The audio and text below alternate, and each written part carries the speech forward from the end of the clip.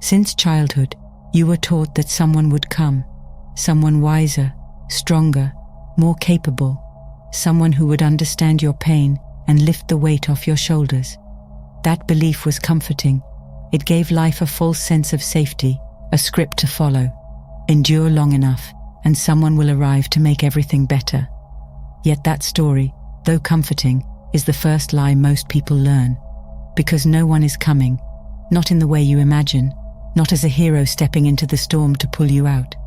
And realizing that truth can feel like betrayal at first, like the universe turned its back on you. But it hasn't. It's simply handing you the mirror instead of the hand you've been reaching for. Many carry this illusion into adulthood, chasing love, friendships, mentors, or even spirituality as substitutes for self-responsibility. You look for someone to fill the silence, to validate your worth, to calm the chaos within. You convince yourself that once the right person enters your life, everything broken will finally align. But every time you make someone your rescuer, you give away a piece of your power. They can comfort you, support you, even inspire you, but they cannot heal what you refuse to face. The most they can offer is a reflection of your potential, not its fulfillment. Depending on others to save you is like standing in the rain waiting for someone else to open your umbrella. You stay drenched by your own inaction. The illusion of rescue doesn't only live in relationships, it hides in excuses. You tell yourself, when life gets easier, I'll change. When I have more money, I'll heal. When I move, when I find love, when I'm finally understood. But that when never comes, because it's built on the idea that external conditions must align before internal change can happen. Life doesn't work that way. Conditions shift after you decide to shift. Waiting for the world to make you ready keeps you in spiritual paralysis. No savior, no timing, no circumstance will save you from the work that only you can do. The moment you stop searching for someone to rescue you is the moment you step into your own power. It's a quiet rebellion against dependency, against the story that told you you were too fragile to carry yourself. Yes, it hurts to realize that no one is coming, but in that hurt is liberation. The pain of self-realization cuts deep, but it also cuts away illusion. You begin to see that what you mistook for abandonment was actually initiation. The universe isn't ignoring you. It's calling you to rise, to remember that you were never meant to be saved. You were meant to awaken. And awakening starts with ownership. You stop waiting for someone to fix your life, and you start doing the small, unglamorous work of fixing it yourself. You stop expecting others to understand your wounds before you've tried to understand them. You stop begging life to send you saviors and start becoming the kind of person who no longer needs one. Because in truth, no one can climb inside your mind and change it for you. No one can rewrite the story that you keep repeating. Only you can do that. And once that truth lands, not just in your mind but in your bones, you'll realize the greatest act of self-love isn't hoping for rescue. It's deciding to become your own. Realizing that no one is coming to save you is only the beginning. The harder part comes right after, the moment you understand that you must now do the saving. That truth is heavy, almost unbearable at first. It strips away the comfort of blame and forces you to look directly at yourself. There's no one left to point to, no one left to carry the burden for you. Responsibility isn't poetic.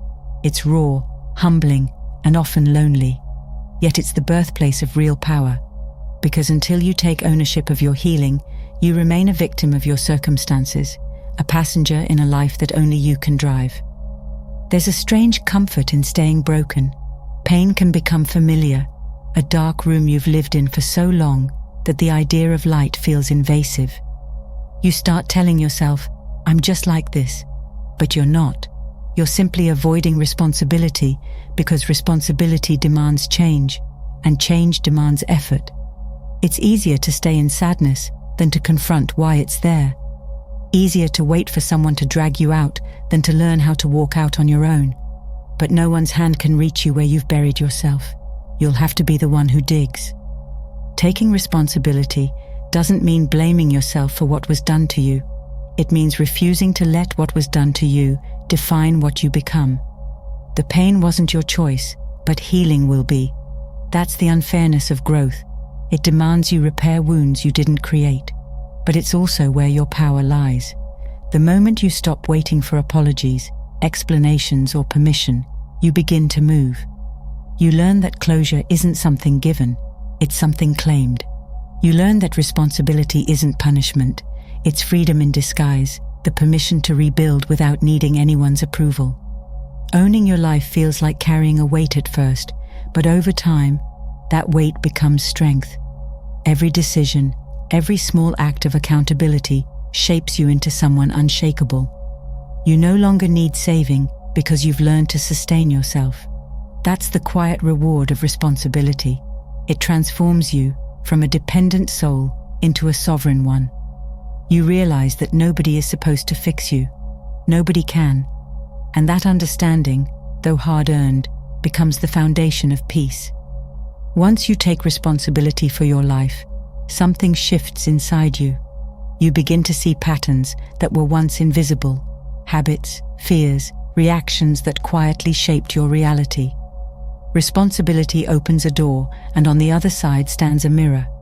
This is where most people turn back, because the mirror shows everything. The truth behind your pain, the ways you've avoided growth, the parts of you that still wait to be rescued. No one told you that self-accountability would require self-confrontation, but it does. And when you finally look at yourself without filters, you realize that saving yourself isn't just about action, it's about honesty. Facing yourself means acknowledging that the enemy you've been fighting might not be out there.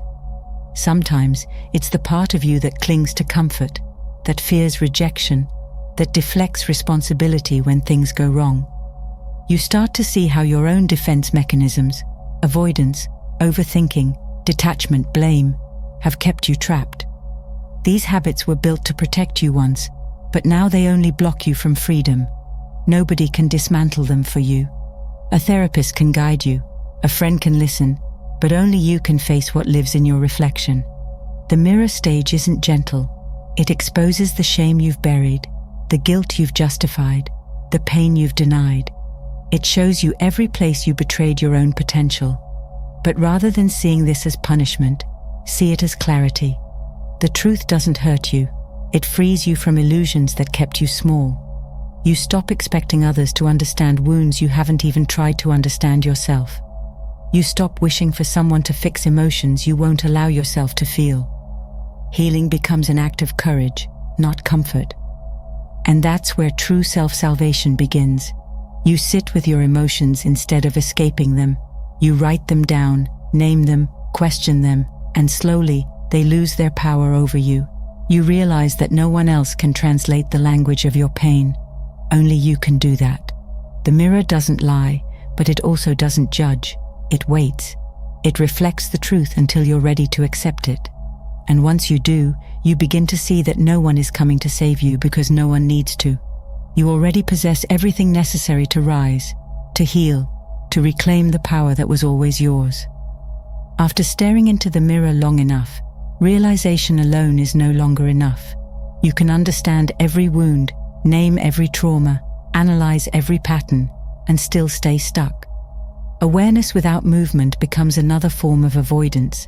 The moment you see yourself clearly, life will demand proof through action. Healing stops being a concept and becomes a practice. And because no one is coming to save you, no one will take these steps for you. You will have to move, even when the weight of inertia feels unbearable. Action is the language of transformation. It's how the soul proves it's ready to live differently. Sometimes it's small. A walk outside, a phone call, cooking a meal instead of skipping it, saying no when you usually say yes. These simple acts may look ordinary, but they're sacred. They signal to your subconscious that you've stopped waiting. You're no longer hoping someone else will give you permission to live. You're taking ownership of your time, your body, your choices. That's what real empowerment looks like. Not a grand awakening, but a quiet consistency that reshapes your life piece by piece. The discipline of action also teaches humility.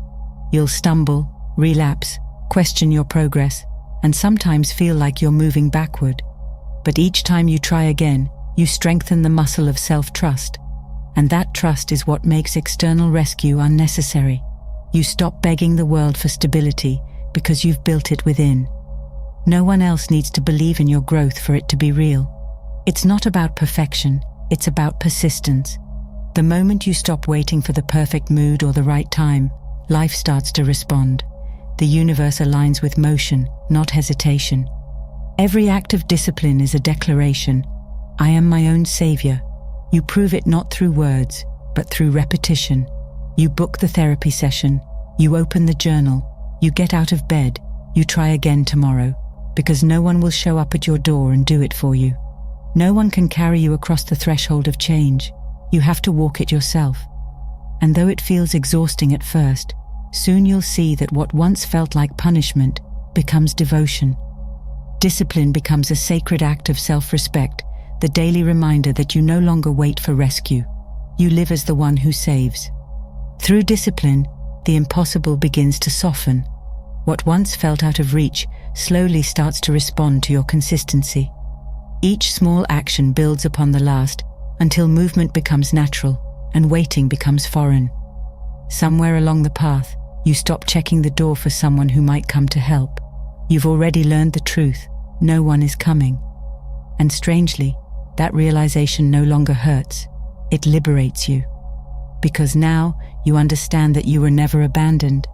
You are being prepared to meet yourself. Self-salvation is not an overnight event. It's a becoming. It's when your daily choices start aligning with the person you've always wanted to be. You wake up one day and realize the storm that used to destroy you now barely shakes you. You see pain as feedback, not punishment. You feel gratitude for the strength you had to cultivate just to stand here, breathing, aware, awake. The version of you that once waited to be rescued is gone, replaced by someone who knows that help was never meant to arrive from the outside. It was meant to awaken from within. As you evolve, relationships change too. You stop clinging to others out of fear of being alone. You stop expecting them to fix what you've already accepted responsibility for. Instead, you connect from wholeness, not need. You recognize that others are also walking their own paths of self-rescue, and you honor that without trying to carry them. You can love deeply without losing yourself, because you no longer confuse love with saving.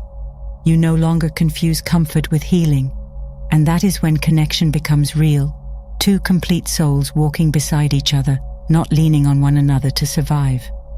Eventually, you reach a quiet peace. It's not dramatic or loud. It's still, steady, grounded.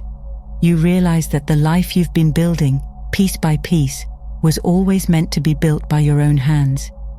You see now that no one is coming to save you because you've already become the one who does. And in that understanding lies the deepest kind of freedom, the freedom to create, to choose, to live without waiting. You are no longer searching for rescue. You are embodying it. You have become the hero of your own story. You are the answer you've been waiting for. Every prayer, every cry for help, every sleepless night was a signal, not to the world, but to your own spirit, calling you home. No one else can heal what you refuse to touch. No one else can rewrite your story. You are the author, the editor, and the reader of your own becoming. So stop waiting for the rescue. Stand up, take the pen, and start writing. The world doesn't owe you healing, but it will reflect your effort. You have everything you need to rise, to rebuild, to reclaim the power you once gave away. Because no one is coming to save you, and that's the most beautiful truth you'll ever learn.